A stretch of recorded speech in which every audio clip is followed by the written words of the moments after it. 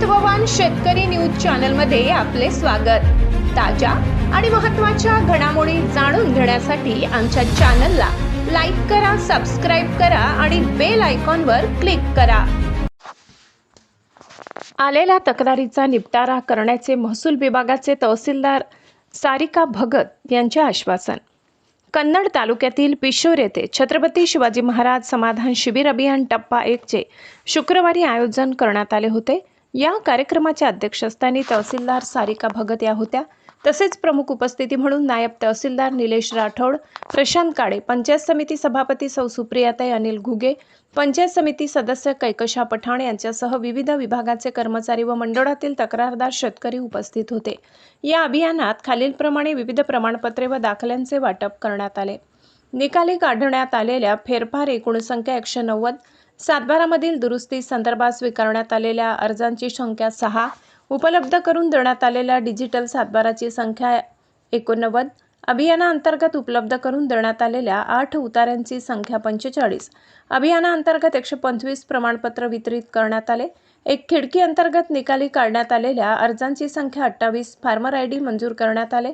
भूसंपादन प्रकरणी कमी जास्त पत्रके संख्या 0, अकृषिक परवानगी प्रकरण 0, फेरफार 22, दुरुस्ती 6, 8, उतारा 45 वरील प्रमाणे विविध दाखले व प्रमाणपत्रांचे वितरण करण्यात आले। या प्रसंगी पिशोर मंडळ अधिकारी श्रीमती अलका पटरे मॅडम, ग्राम महसूल अधिकारी केवलचंद बहुरे, सचिन मोरे, विशाल पंडित, निलेश गवडी, संजय विस्पुते, सरिता मेहर, सचिन मोरे, भाऊसाहेब जाधव, भूमी अभिलेख तसेच तहसील कार्यालयातील व विविध विभागातील कर्मचारी उपस्थित होते।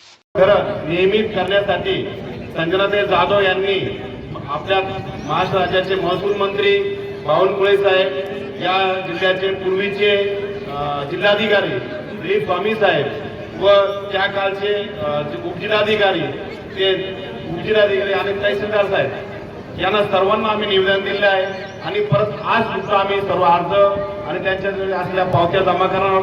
तर त्यांच्या सर्वांचं नाव त्या महसूल विभागापासून घेऊन त्यांचे घर नियमित करून द्यावे अशी मी तहसीलदार मॅडम यांना विनंती करतो।